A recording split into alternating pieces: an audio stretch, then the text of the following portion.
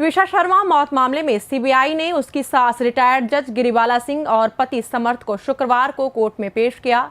जांच एजेंसी के वकील ने दोनों की 5-5 दिन की रिमांड मांगी। इस पर आरोपी पक्ष के वकील ने कोई आपत्ति जाहिर नहीं की, जिसके बाद स्पेशल कोर्ट की जज शोभना भलावे ने सीबीआई रिमांड को मंजूरी दे दी। इस मामले में एडवोकेट अनुराग सिंह ने बताया कि आरोपियों के पास सीबीआई जांच की आवश्यकता को चुनौती देने का कोई आधार नहीं था। नहीं, उन्होंने उनकी तरफ से कोई इस बारे में अपोज नहीं हुआ, क्योंकि ये सीबीआई को अगर आवश्यकता है और उनकी एंटीसिपेटरी बेल हाईकोर्ट ने रिजेक्ट ही इस तर्क के आधार पे की है कि ये मामला ऐसा है कि जिसमें एंटीसिपेटरी बेल नहीं होनी थी।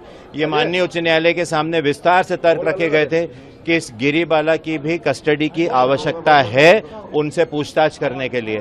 तो इन सब तथ्यों को दृष्टि में रखते हुए ही माननीय उच्च न्यायालय ने एंटीसिपेटरी बेल ऑर्डर को क्वैश किया है। इसलिए उनके पास कोई ऐसे कारण ही नहीं थे कि वो बता पाएं कि पुलिस रिमांड और सीबीआई रिमांड की आवश्यकता क्यों नहीं है। सीबीआई अपने तरीके से काम कर रही है, हमें पूरा भरोसा है। बता दें कि ट्विशा का पति समर्थ सिंह पहले से ही 7 दिन की सीबीआई रिमांड पर था। शुक्रवार को यह रिमांड खत्म होने पर उसे कोर्ट में पेश किया गया।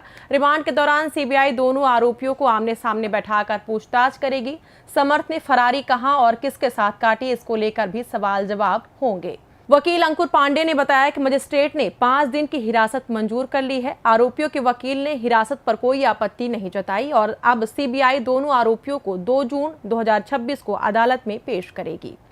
इसमें सर कटारा हिल्स द्वारा एक एफआईआर रजिस्टर करी थी डाउरी डेथ के अंडर 15 तारीख को, जिसमें 2 नामजद आरोपी थे, समर सिंह और गिरिबाला सिंह। एक हस्बैंड है और एक सास है जो ट्विशा शर्मा की।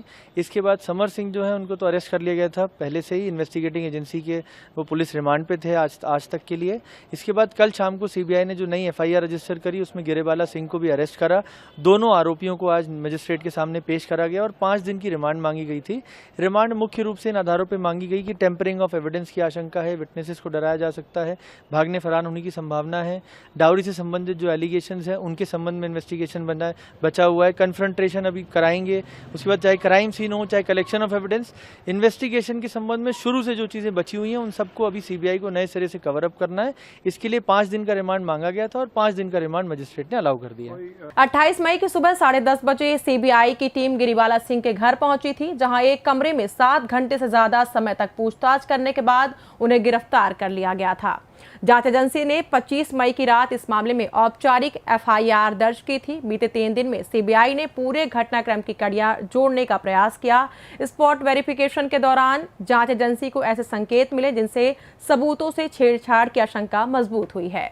सीबीआई अब call detail record, tower location और डिजिटल एविडेंस का इन्वेस्टिगेशन कर रही है। जांच एजेंसी यह भी पता लगाने में जुटी हुई है कि घटना की रात किन किन लोगों से संपर्क किया गया था और मौत के बाद घटनास्थल पर क्या बदलाव किए गए। इधर जांच में सामने आया है कि ट्विशा ने कई कंपनियों के करीब 20 लाख रुपए के शेयर खरीद रखे थे। इन्हीं शेयरों को अपने नाम कराने के लिए पति समर्थ और सास गिरिबाला सिंह उस पर दबाव बनाते थे। ट्विशा के एडवोकेट अंकुर पांडे के मुताबिक शादी के समय इन शेयरों की कीमत करीब 20 लाख रुपए थी। शादी के बाद ट्विशा वियतनाम गई हुई थी। वहां से लौटने के बाद समर्थ और गिरिबाला को उसके नाम पर शेयर होने की जानकारी मिली। जांच में यह भी सामने आया कि ट्विशा ने अपनी मां से फोन पर कहा था कि समर्थ और गिरिबाला दहेज की मांग को लेकर उससे हाथापाई करते थे। दोनों बच्चे को लेकर भी उसे मानसिक रूप से प्रताड़ित करते थे। फिलहाल सीबीआई दोनों आरोपियों से पूछताछ कर मामले की हर कड़ी जोड़ने में जुटी हुई है। अब सबकी नजर 2 जून को होने वाली अगली पेशी और जांच से सामने आने वाले नए खुलासों पर टिकी हुई है। शब्द साची इस घटना से जुड़ी अपडेट्स आप तक पहुंचाने का काम करता रहेगा। धन्यवाद।